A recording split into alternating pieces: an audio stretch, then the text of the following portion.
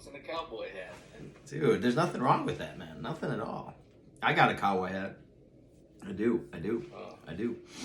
Hey, when in Rome, right? Yeah. When in Rome. Exactly. When in Rome. I draw the line at assless chaps, though. Well, but okay, well, hold on. We can get a little into that. If you're a Harley rider, chaps are pretty important, especially when it gets cold. No doubt. So, but assless, yeah, I mean. And if you're an actual horse rider. Yeah, right. Bareback? Or we're not doing that. All chaps are assless. Right. Hey, all right, man. Well, it's been, we've been on a 2-week hiatus. Y'all don't know that because we just got stuff locked down that we're still. We got a whole pipeline of juice for you guys. We do. This is exciting. So keep coming. Hey, I know I shared this, but I'm going to share it. I shared this with you when we had our conversation, but for those of you that are just listening, if you just now type our name in a Google search engine or any engine for that matter, I guess you can just listen it online. I just found this out yesterday when I was at the gym because apparently I have a big mouth and I tell everybody about our podcast, and there was this guy that didn't really know how to use a platform, and he's like, I just typed it in and there it was, and it was awesome. So I think that's the biggest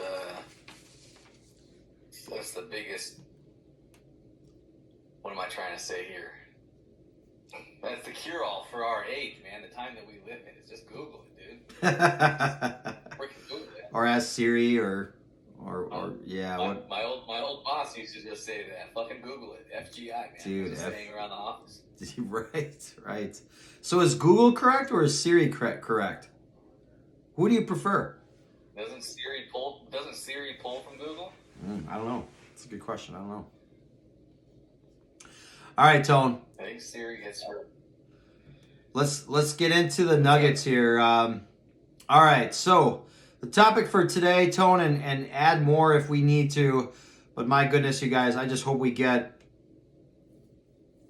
enough. Well, I mean, there's a lot we can cover.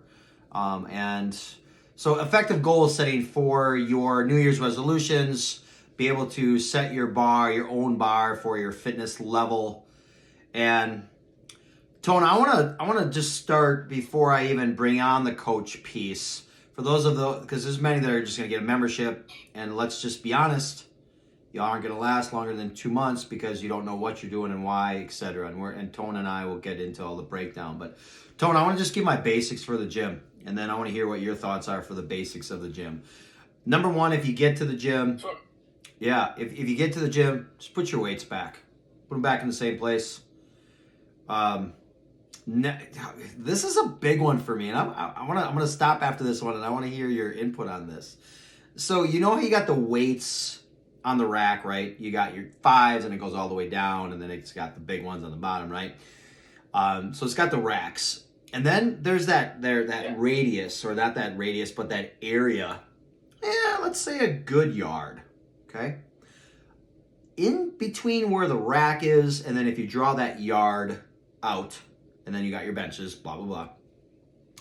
Let me be real clear, y'all, for all the meatheads, for all the juicers, for all the people that think they know what to do. Never stand longer in that area for longer than 20 seconds. People are trying to grab weights. It's an area that's kind of like a no standing zone. What do you think about that, Tone? I've never thought about that, but, to be quite honest. Yeah, but it happens, right? You get that guy that's just... Makes sense. It's a high traffic area. Exactly. Yeah. My eye twitches a little bit when I see people, like groups of 4 just standing around like it's freaking social hour. That's how my... Yeah. So I guess what... I don't... Let's see. What this may or may not be, this might be a me thing, I don't know, but what really grinds my gears is when people do their dumbbell rows on the fucking dumbbell rack in front of the mirror. Move your ass. But that's my point. Carry the dumbbell back to your station, do your set, bring it back. Nothing, it's like a pet peeve of mine. We've got especially when the gym is busy, we've got 20, 30 people in the freeway area, all trying to utilize the dumbbells for their own stuff, and then we've got one jackass doing his single arm dumbbell rows on the dumbbell rack right there. Grinds me up every time. Don't monopolize. You rent the weight room, y'all. You don't own it. Share the space. Absolutely. Share the space. And this is, you know, I say this coming from my own space. This is my perspective. I've been using the gym obviously for over a decade, 15 years. You know, outside of high school, even as an adult. You know, it's our space. It's everybody's space. Nobody has any more or less right to be there or utilize the equipment than anybody else. Amen. That's well said. You know what I mean? And I also would encourage to only use what you need. Try, especially during the busy hours. Please don't take the 15s, the 20s, the 25s, the 30s, and have 4 sets of dumbbells all right around you at your feet. Love it. Yeah. For the 15 minutes that you're going to be there doing your sets, use what you need, and replace and grab the next one as needed. And if we really want to stretch this out and go off the beaten path maybe a little bit, you're going to burn more calories in the first place doing that. So this is actually going to help you to your goals. The more uptime, the more walking around you do. Farmer's carry, yeah. Take farmer's carries, you'll build core strength. You know, there's actually a whole lot of benefits you can get from carrying your weights to and from the rack. It might actually speed up your process a little bit. So you take the 10 seconds it takes to go back, you know, share and share alike. And I would like to also add too, that from a etiquette and a cleanliness standpoint as well. You know, I just made a post about this last night, is that whether you work at the gym or not, whether you're a newbie or a novice, so to speak, or whether you're a veteran in the gym, it's okay to pick up random wipes that you might see laying on the floor. It's, again, going back to the base, it's all of our house. It's all of our responsibility to clean up after ourselves. And it's okay just to, if you're walking over a wipe, you know, pick it up. It makes the place better for everybody else, and you set an example. You show the respect of the place. Treat it like your house. That's the intent that I have going into it to this day. You know, that's kind of my 2 cents on that as well. About the basics of especially if my. No, that's great, Tone, and I agree, and I like the fact of, man, if there is a wipe, pick it up. That's a good thing, or a mat. Right? Like literally, sometimes I'll see a mat just laying there. Well, no one's using it. It's been there for 25 minutes. Just pick it up, put it away. Let me go over 1, 2, 3, 4, about 5 more. Just basics. I'm going to tell you guys this. Be present when you're at the gym. Get off your phone. Get off your phone. Set your playlist, know your why when you walk in, know what you want to do. I get it. There are some times I use Sirius Radio. Sometimes I use the Soul app, which, Tone, I want to ask you in a little bit here about your favorite go-to song. But don't use your phone. I mean, literally, I'm a very observant individual. But I'm on the go. When I'm there, I'm focused. I'm grinding. I'm going. And I think my workouts show that when I post them on my pages. But people stop and they go on their phone and they scroll. And then it's 5, 7, 8 minutes later. Okay? So be present with your workout. Another thing, and literally I just saw this in a big box gym that I was at. I'm not going to name the gym. Don't show up in Crocs, y'all, and jeans. Now I know there's a lot of Phi Ed teachers out there that really preach this every single day. This goes to the basics of physical education. Be active, wear active attire. And if you're really concerned about what do I wear, I'm going to give you a hint. Just wear black, dark clothes. Slimming, they look good on you. I think that's a good start. I like wearing black. I think it just makes you look a lot slimmer, and it makes you look a little bit healthier as well. And then lastly, I was just going to say this, Tone, is don't, and I sigh when I say this again, don't monopolize stuff. Meaning, you're in between a set, and if someone wants to pop in to get in their set, let them get in. let them get in. And for those of you that are all in going to the gym right now and got the New Year's resolutions and stuff, I realized this in my time in the fitness profession and just working out on myself. You want to avoid the crowds? Go in the mornings. No one wakes up. And for example, your coach over here on the other side in Denver wakes up at 3:34 or 3:40 in the morning to start his day. So he gets his workout in before probably less than 1% of the population in the world. So if truly, like I just recently had no time, and I did have no time, believe it or not, being a single father and then having to move things around, had to get a Jeep taken care of. I had no vehicle. The only time I had time to go work out was in the afternoon. So I went over, and it's just a small box gym. It's not a real big, yeah. But I got to the gym, Tone, and man, there was no room. There's barely any room. Like, it was packed. Oh, and for me, I don't like that. That's just me personally. But I got mine in. I got it in. I did exactly what you just said. I got the stuff that I needed. I had maybe a 4x4, 5x5 area. I was just in that area. I did my entire workout. So those are just some of my basics when you are going to the gym. Before we even get into the coach aspect, what are your thoughts on that, or Tone? Anything you would add? Yeah, I agree with you too on all your points. I would just like to offer maybe a little bit of clarification too. When it comes to your phones, I raised the question. We use our phones for everything nowadays, and there are a lot of people do train on apps, or they might have their workout on your phone. So I think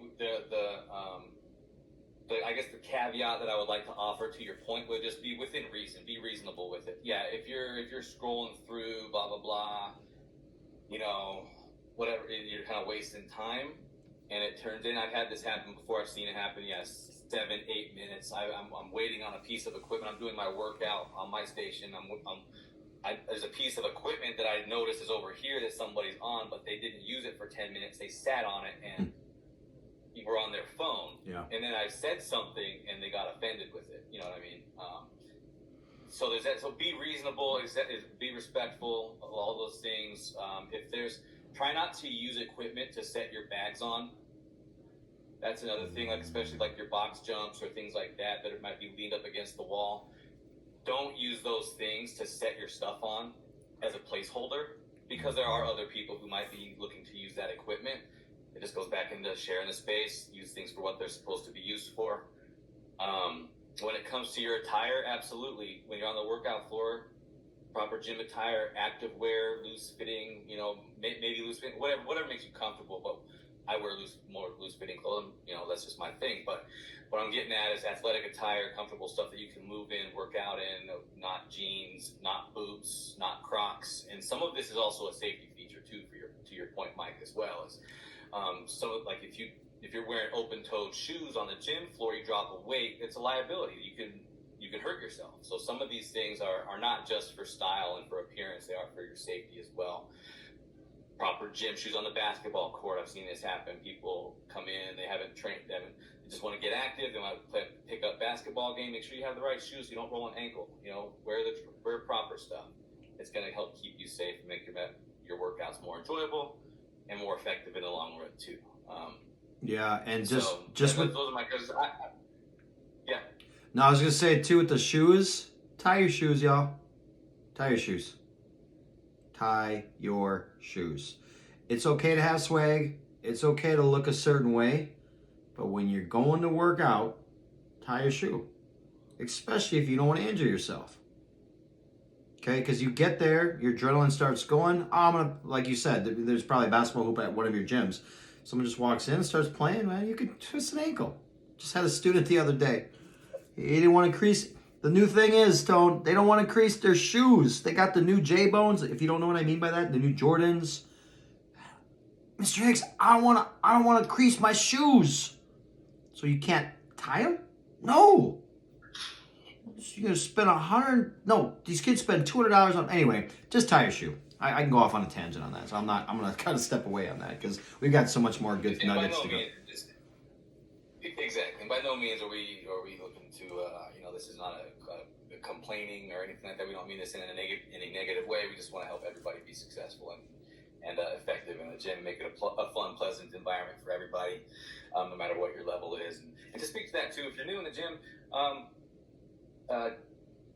it's okay to, if you are confused about a piece of equipment, or you have some exercise that might be on your, again, going back, if you got a workout app or you have a program on your phone, whatever the case is, and it's telling you to do a certain exercise, you see somebody who might know what they're doing in the gym, hey, ask them, hey, can you show me? This is what I'm trying to do. Am I doing this right?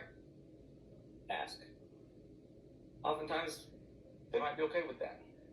You know what I mean? Yeah. Some guidance. We can talk the coaching aspect of that from there later. If you truly don't know what you're doing and you might need some assistance, we can explore the coaching. But just on the offshoot, if you find yourself in a position where you are trying to do an exercise and you want to make sure you're doing it right, and you see somebody nearby who's asking you, who might know what they're doing, feel free to ask.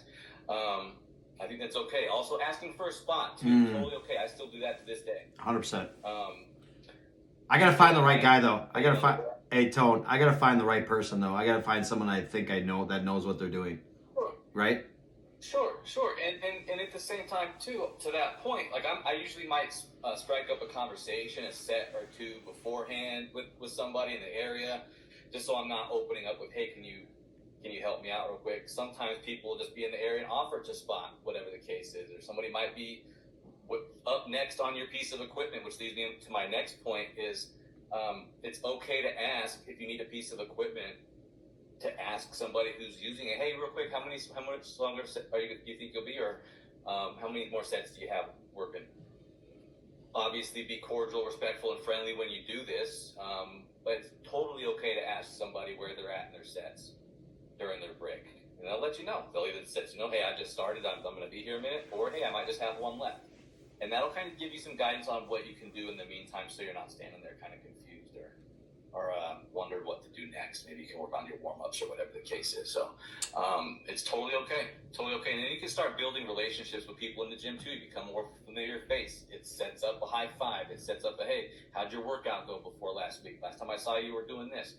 It's you don't have to overthink it, but it can open the door for a lot more fun, again, fun and successful environment too. Yeah, no, for sure. Overcome some self-consciousness too, if that's something that you struggle with. It's totally okay to talk to people. Hey Tone, let's go into the coaching aspect here. You had mentioned a little bit about online workouts. Okay? Mm-hmm. I'm gonna say this.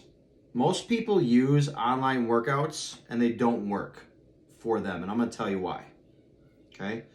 Number one, they don't even know what their why is. So it's not geared toward what they basically need and what they want to accomplish. So they basically picked it because they think it's what they need.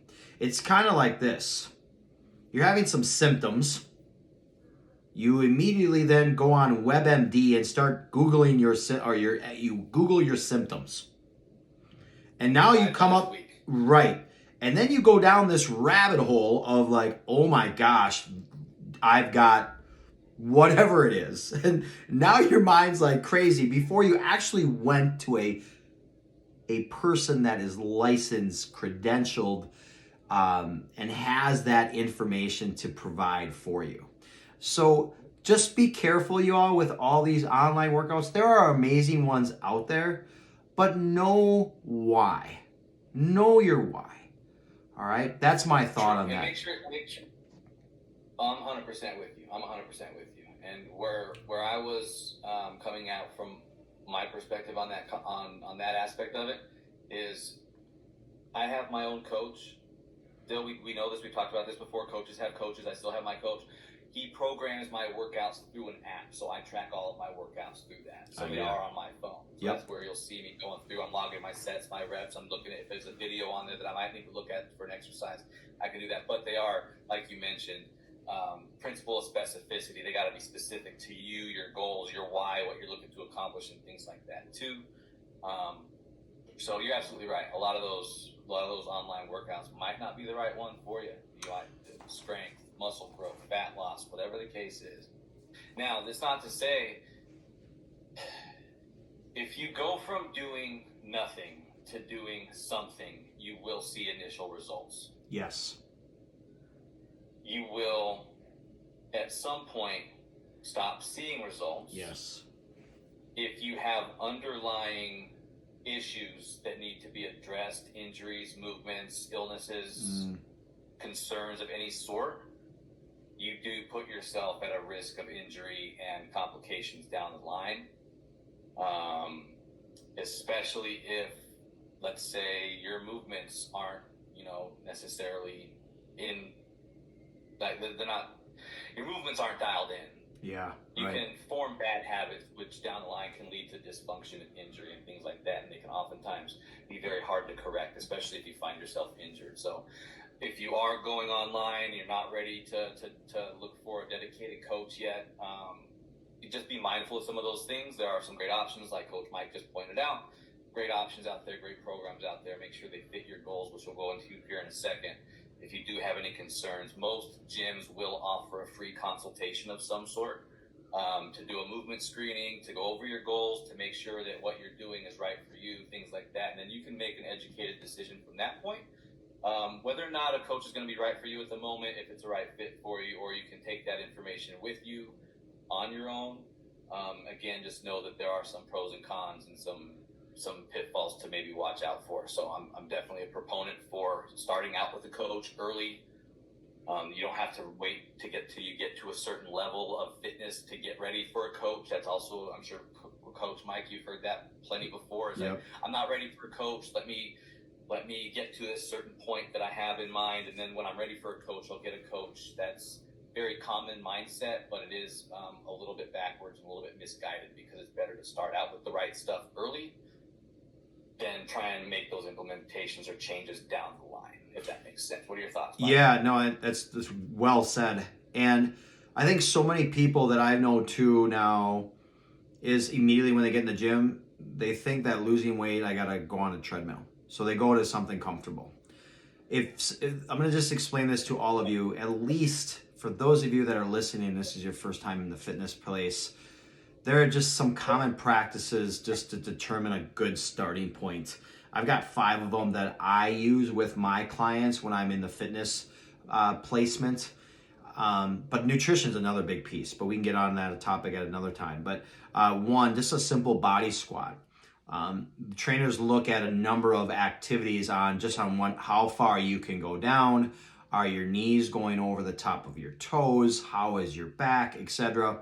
There's another important piece, y'all, and for those of you that are getting a consult, this is what I'm going to strongly recommend, that when they do the consult, if they are not providing these things, you may want to shop around and find another coach, because coaches are like driving cars. You're not going to find the right one right away. It takes a little bit of time. Number 2, there's a 3-minute step test. This is a great piece to measure where your cardiovascular piece is. And I'm not going to go too much into detail because of our time, but if you want more information on that, you can either talk to Coach Tone or email Coach Tone, or email me as well. And then there's obviously the body scan, and I know a lot, I've been dealing with clients, some are very apprehensive about it, but listen, everybody, let me explain something. You need to start somewhere. It's a great piece for growth, because you will look in mirrors every single day, and it's hard to determine when you see yourself every single day. But then when you get another body scan, you see the difference. And then number 4, I have just a standard plank, which measures your core. And then the last one I like to do is just push-ups. How many, what I like to do, Tone, obviously depending on whether they got injuries, right? That's a question that we always ask. Are there any injuries that you have, any rotator cuff injuries? Do you have any habits that you currently have that might hinder any of your progress? Blah, blah, blah, blah. But I like to do push-ups until failure kind of thing. What do you have if you're coaching someone, Tone? And I didn't even get into the nutritional piece, but those are just the 5 basic pieces that I have for a good starting point for a good fitness program. Anything you can add to that, Tone? Sure, yeah. Real quick though, before we get into it, I wanted to ask you, Mike, what does a body scan tell us, man? Oh gosh, yeah, great stuff. Visceral fat, body fat percentage, musculature in different parts of your body, water retention. I mean, it is extremely beneficial, and you're either gonna love them or you're gonna hate them. And I'm gonna be fully transparent. I just had one done right around Thanksgiving, and my body fat percentage dropped. And again, I was pretty pumped. I think I talked to you about that. I had a checkup that day. Once got my doctor, had good health results from there. Did the body scan, and man, it's just an empowering, lifting thing. But it's great for goal setting, Tone. Our whole podcast is about goal setting and where to start and where to go.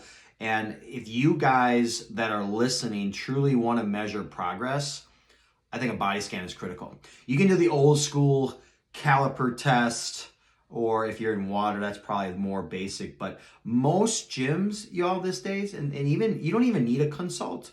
If you just feel comfortable just walking in and say, hey, do you have a body scan, an eVolt scan, something like that? Just say a body scan. They generally can provide you with that, and that's free of charge. And a lot of people don't know, and they don't use it, Tone. And it's just provides such a detailed layout about it. Anything that I miss about it? No, you're absolutely right. The main things being the muscle mass. This is from my perspective, the ones that I like to hit. Like you mentioned, the muscle mass, the body fat percentage being a big one, the visceral fat, because that's going to tell us a little bit more about what your overall health is looking like. Visceral fat's the deeper fat in your midsection around your organs. Of course, we want to keep those numbers down for health reasons. The higher that number tends to be, the more at risk you're going to end up being for things like hypertension, heart attack, stroke, diabetes, and things like that. So that's one thing that we want to get from a health stance. It's also going to tell us your metabolic rate. So if that's a new concept or a new term for some of y'all out there, your metabolic rate being, in simple terms, the amount of calories that your body burns at rest over a 24-hour period if you were just to lay in bed and just Netflix and chill all day, right? So from there, that gives us a starting point of we can look at your nutrition from that point. And basic principles of weight management for anybody new tuning in is if you take in more calories than you burn, you put on weight. If you burn more calories than you take in, you lose weight. And if you stay same, then you're gonna maintain your body weight. Okay, and that basic metabolic rate gives us a starting point from that.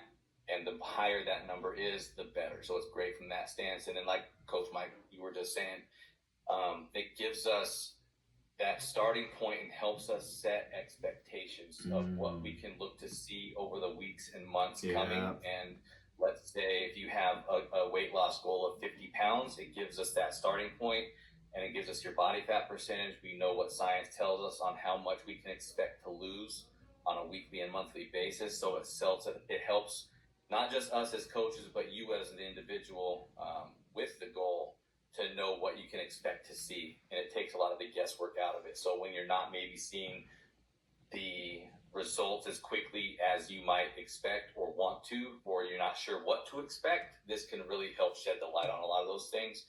And knowledge is the cure for fear, right? Knowledge and action cures fear. And a lot of people think or have these fears coming in, or expectations that might be misguided or correct, just depending on what your basis is coming in. So Mike, I can't say enough with you on the fact that a body scan, in-body eVolt are huge.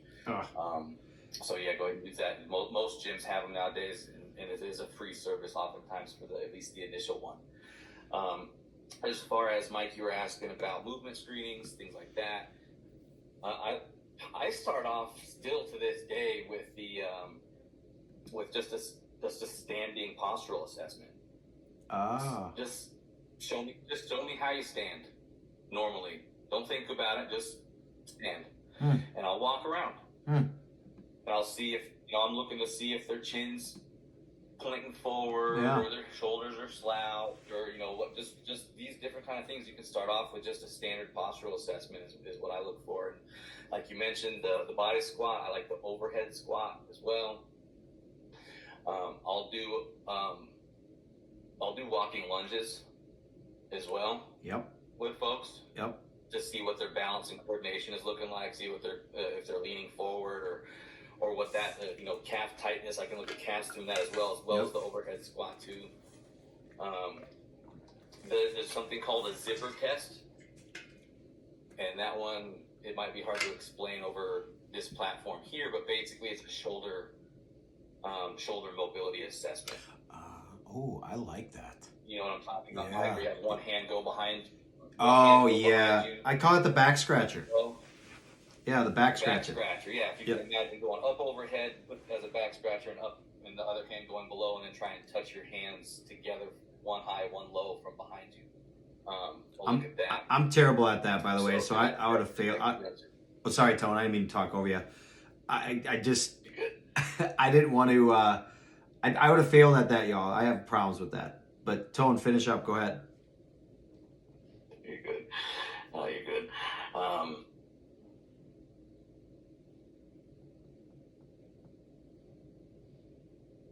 Those are really mine. Those are my go-tos. Those are great go-tos. You can go into. There are some that you can go to. I like doing the bird dog.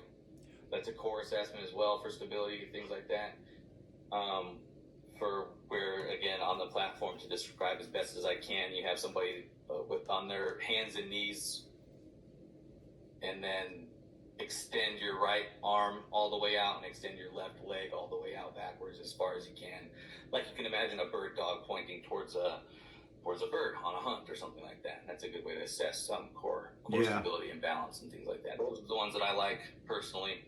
I tend to do. I like watching movements as they're happening. Yes. That's kind of my process with it. I might test hamstrings flexibility as well, but at the very beginning. But I like to do most of the things dynamically.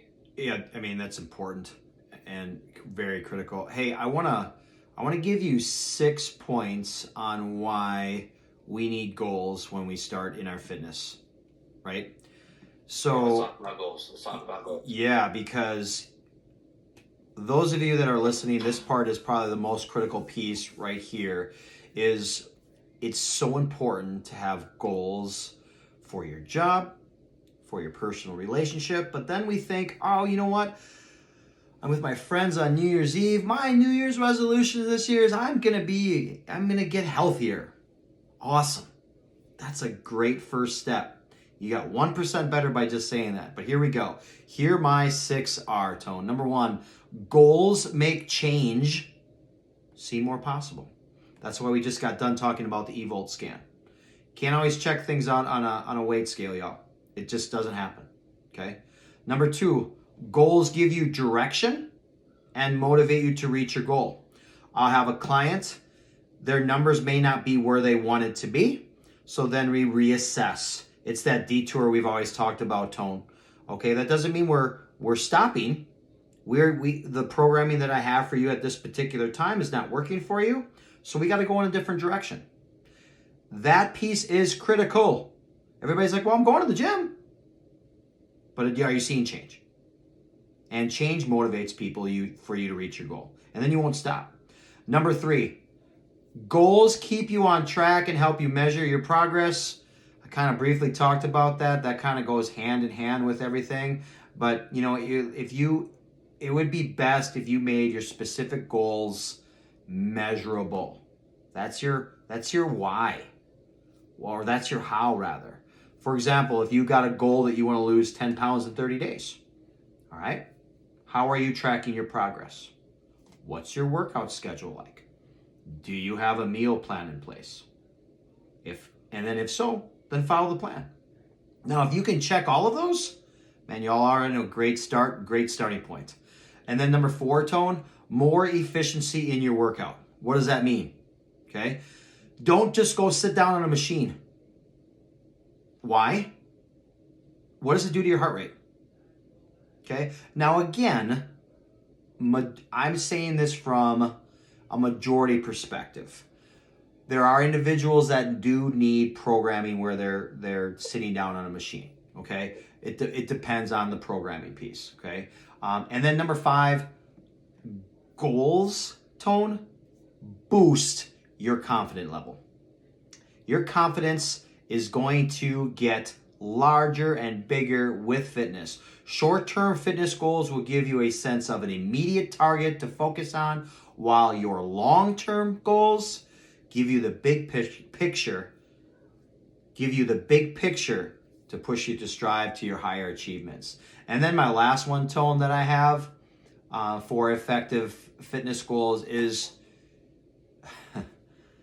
you guys that are listening, you won't succeed without setting fitness goals.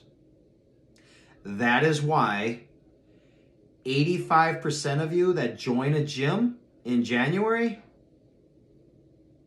actually I think it's in the 70s, correct me if I'm wrong, Tone, you were always the one spitting me the numbers on all that stuff, but you fail. And we tend to always fail, y'all, in anything when we don't have a goal and we don't have it written down. Tone, what do you think? Those are my 6 just basic ways to, goal set for your fitness journey, especially for 2023. Where are you at with that? Yeah, I think we're in line across the board. We just might say them a little bit differently. So you gotta know. You mentioned the why a couple times, and you gotta know why you're here in the first place. What are you looking to accomplish? A goal is a desired outcome. It can be a vision. It can be an expectation. It can be the end point of the journey. Whatever the case is, without a goal, it's hard to be consistent without a goal. Because if you don't know where you're going or what you're looking for, what your purpose is, what you're looking to accomplish, then you're susceptible to outside influence more and more. Yes. Speak it. You get swayed this way, you get swayed that way. There's no direction, there's no decisiveness. You just become at the mercy of the winds of the world that might come your way. And this doesn't have to be just in the gym, it can be anywhere out in life. So you have to know where you're going and what you're looking to accomplish. I like to say it's the difference between leaving LA and heading east and leaving LA and going to New York. That goes back to your principles, that being specific. Your goal has to be specific. If you're like, hey, I'm going to head out, I'm going to go on a trip, or I'm going to move. Oh, where are you moving? Oh, I'm going to just go east. Yeah, right. If you're in LA, that could be freaking Africa, that could be Mongolia, it could be New York, it could be Palm Beach, whatever. There's a lot of room for interpretation there. You can end up anywhere. Be specific with your goals. I'm moving to New York. Okay, cool. What part? Bronx. I don't know why those came to mind, but hey, this is what came to mind. Right. But it fits, right? You get what I'm saying, and it's like, so I want to buy a house. Okay, what kind of house do you want? Do you want 5 bedroom, 2 baths? Do you want 2 and 1? Do you want a ranch? Do you want 3 levels? Do you want a basement? Do you not want a basement? Do you want a yard? Do you want to be in the burbs? Do you want to live downtown? You can make like you mentioned, Mike. It's like, so yeah, awesome. You got 1% better by saying I want this big, broad, general outcome. Yep. Great. Let's narrow it down. Let's get specific. I want to lose weight. Great. Did you have a number in mind? 50 pounds? Okay, great. Why that number? That's where I was at my best before in the past. That was my high school weight. I was an athlete. I looked good. I felt good, blah, blah, blah. And then now we're getting deeper too. We're talking about the why here. It's usually not the goal, in my opinion, an experience that is the important part. It's the feeling or the identity of who we're going to be once we attain that goal. Yeah. If I'm looking to get in better shape, why? Most likely, I want to look better. I want to feel better. I want to move better. I want to be more confident. I have more energy. I want to be a better presence for my family, whatever the case is. So, part of my process for goal setting on this aspect of it is tying it into my values in life. And I use a simple acronym. Mike, you may have heard this come from me before. It's FORD, like the truck, F-O-R-D. So identify some major key areas in your life, F being family. That can be where you're from. That can be your initial. It could be your wife. It could be your kids. It could be your spouse, your husband, whatever applies to you. I look at what your family is. Think about that when you're setting goals. Have those in the back of your mind. your occupation, O, what you do for work, R being recreation, what you like to do for fun and enjoyment and your hobbies, D, your dreams, your big dreams and goals, overall vision for your life. And so have these things in the back of your mind, especially like, let's say we're keeping the focus on fitness. How would you, being a fitter, healthier person, affect and impact those areas of your life? When you're looking better, feeling better, you're more confident, you have more energy, you're happier, you're more present, you're focused, you're more determined, you're hitting goals, you're more successful in this environment. What would that do for your family life? Yeah. How would you better be able to show up? How would you better be able to show up at work? How would you better be able to enjoy your hobbies for recreation that maybe you stopped doing or that you would like to be able to do more of? And how would you, being your fittest, healthiest, happiest, most confident self, tie into your overarching dreams and vision for your life? And that type of stuff, when you identify it, Mike, I'd love to know your thoughts here in a second, is when you have that strong correlation between what you're looking to accomplish in the physical world, so to speak, to what actually matters to you most, your core, that allows you to stay the course when you're reaching fatigue or burnout or challenges come or you don't feel like it or you start to get disheartened or whatever. That really helps you stay the course, because when your why is powerful enough, you'll go through anything to stay the course. For your thoughts, Mike? Yeah, that's some really good stuff. I immediately, with everything that you talked about, visualization. Envision yourself. You use the example of, I want to get back to my high school weight. I felt better with this. I felt better with that. I look better in my clothes, blah, blah, blah. Okay. Well, remember your outfit that you had on when you felt beautiful, where you felt powerful. And I really want you to digest that and close your eyes for a second and really embrace that. Tone, can you mute? I think I'm getting some feedback. And I think when we need to envision. I recently just put a reel up by Jim Carrey when he was first starting. He envisioned his success. What he did was he wrote a check for himself for $10 million. He put it in his wallet. Took some time. When he finally took it out, it was all raggedy, barely could see it. But he had just signed a deal with the movie Dumb and Dumber, and he got his $10 million. So I think visionary piece is absolutely critical. And I want to say a couple things here, Tone, because you had mentioned a lot of where my mind goes as well is the passion and the purpose is what allows you to change. Nobody else, no outside influences, nothing else. It comes down for you intrinsically, the passion and the purpose that you have. That's what's going to make change. I love the acronym that you used. And that's exactly why I think the passion and the purpose is critical with that Ford acronym that you used, Tone. And here's the other piece. Your dream is your dream.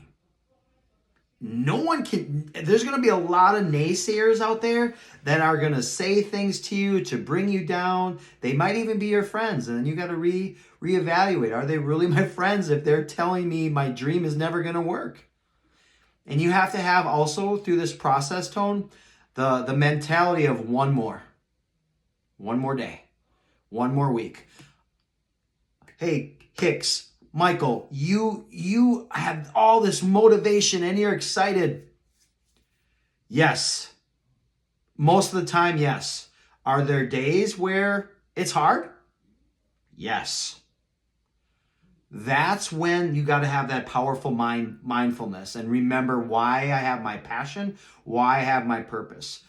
My fitness, Tone, allows me to be successful in my investments, in my life coaching, in my professional career. That is my passion. It also allows me to be the best father that I can be for my beautiful daughter. And it allows me to live longer and play. While we were just recently at a jump park. It's a trampoline park. And generally it was a birthday party. We all go there. I'm like, I'm playing.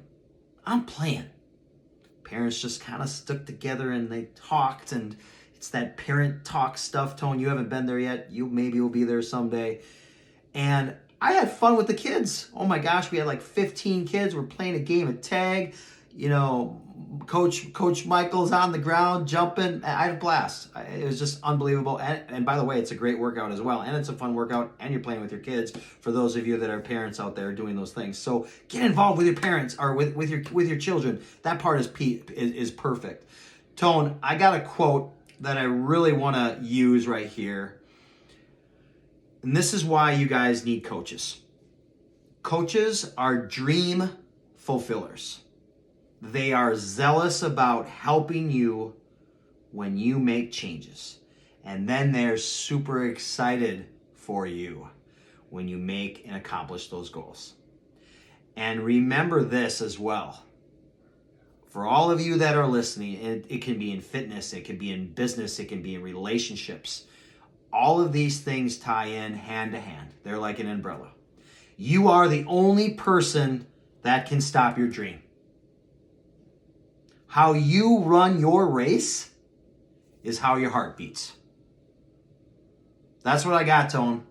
And you said some real powerful things that I get excited about, and I love it. It's exciting to talk about and reminisce about.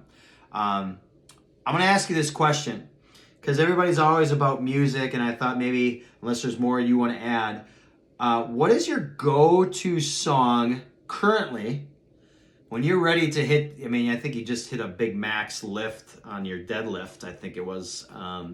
What did you have listening? What's your go-to song that you'll probably play 3 or 4 or 5 times? And I'll tell you mine. Believe it or not, man, these days I don't listen to a whole lot of music in the gym. Really?